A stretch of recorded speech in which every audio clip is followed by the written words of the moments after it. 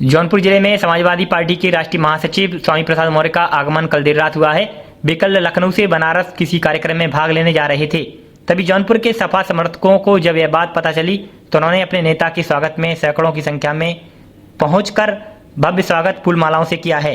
जानकारी के मुताबिक देर रात मडियाऊं ओवरब्रिज के पास उजाला रेस्टोरेंट पर जैसे ही स्वामी प्रसाद मौर्य का काफिला पहुंचा तो सैकड़ों की संख्या में उपस्थित उनके समर्थकों और कार्यकर्ताओं ने उनका भव्य स्वागत किया।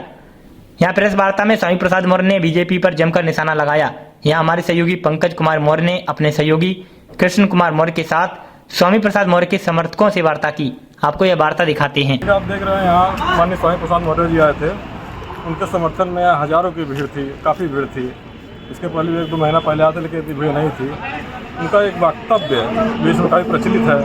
ढोल गवासू तो इसको लेकर उन्होंने विरोध किया राष्ट्रीय मार्ग में, क्योंकि हमारे साथ सपा की पूनम मौर्य जी हैं। ये एक महिला है। इस चौपाई पे हम इनसे जानना चाहेंगे इस चौपाई को लेकर इनका क्या मतलब है। नारियों को लेकर जो कहा गया है, एक महिला है, इनकी क्या वक्तव्य इनका होता है। तो ये जो ढोल गवासू प्रणाली इसमें चल रहा है, आप एक महिला है जिसमें महिलाओं के लिए जो कहा गया है ताड़ना शब्द और महिला के लिए क्या आप कहना चाहते हैं?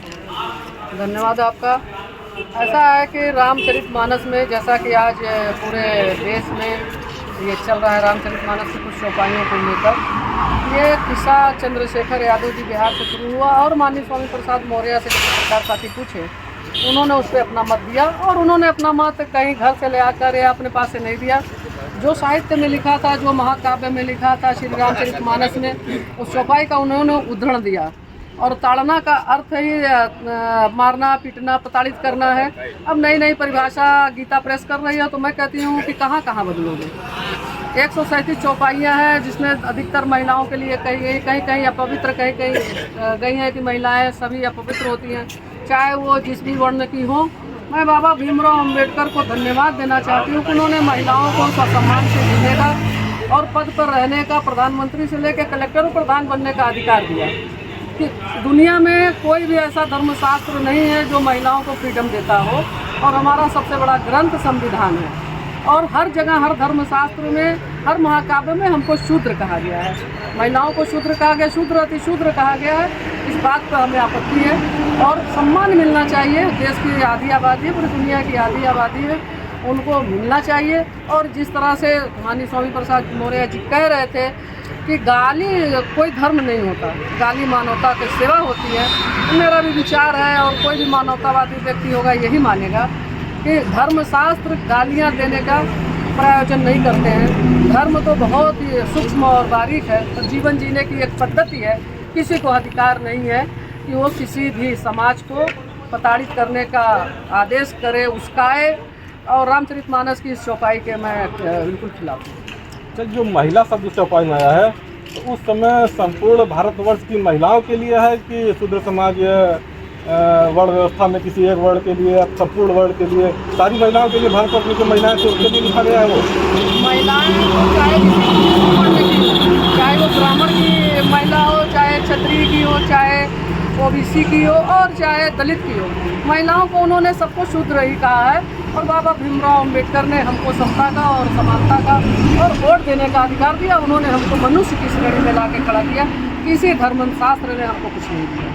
तो लेकर है कि बस चौपाई जिसमें ऐसा शब्द लिखा गया है, आप लोगों के हिसाब से उसमें ये गाली है, लोगों का ना ये शिक्षा है, ताड़ना मतलब कोई देखना कुछ कर रहा है, तो चौपाई के लेकर विरोध है कि पूरे ग्रंथ को लेकर विरोध है? देखिए, हमारे और आपके कहने से अर्थ नहीं बदल जाएंगे। जो गीता प्रेस अर्थ जारी की है अभी हाल में, पिछले साल उन्होंने संशोधन किया शिक्षा, तो शिक्षा किसको किसको दोगे? फिर तो भेड़ बकरी और पशुओं के लिए भी स्कूल खोल दीजिए, फिर ढोल के लिए भी स्कूल खोल दीजिए। सकल ताड़ना के ढोल गवार शूद्र पशुधारी सकल ताड़ना के अधिकारी, मतलब संपूर्ण जो शूद्र वर्ण में है, अधम है, नीच है, उनको ताड़ना चाहिए और विप्रों की सेवा करनी चाहिए। इस बात से मैं इनकार करती हूँ, क्योंकि बाबा भीमराव अम्बेडकर का संवैधानिक भारत है। इसमें इस मनुस्मृति की या इस तरह के किसी ग्रंथ की कोई ज़रूरत नहीं है। संविधान ही हमारा सबसे सर्वोच्च ग्रंथ है। क्या होना चाहिए? ये बात कहाँ समाप्त होनी चाहिए, यानी उसका निष्कर्ष कहाँ पे खत्म होना चाहिए? ये माननीय अखिलेश यादव जी ने कहा है कि जब मैं तो मैं अच्छा पीठ के योगी आदित्यनाथ जो सीएम है, मुख्यमंत्री है, उनसे मैं पूछूंगा कि बाबा योगी आदित्यनाथ बताएं, मुख्यमंत्री जी बताएं कि मैं शूद्र हूँ कि नहीं हूँ। अब उनका जवाब आने दीजिए। जैसे मोहन भागवत ने कहा कि पंडितों ने जाति बनाई। अब दुनिया जानती है, आम जनमानस की बोलचाल की भाषा है, पंडित पुरोहित ब्राह्मण सभी एक ही वर्ग को कहा जाता है।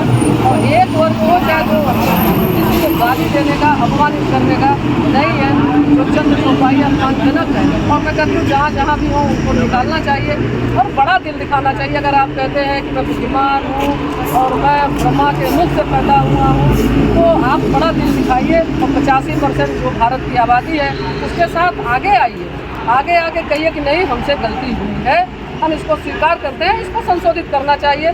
लेकिन मैं देख रही हूँ किसी भी दल का चाहे एक वर्ग हो, वो इस बारे में बोलने के लिए तैयार नहीं है। वो बोलता है नहीं हम तो बाबा तुलसीदास जी के साथ हैं। तो बाबा तुलसीदास जी के साथ रहो, हम भारतीय संविधान के साथ।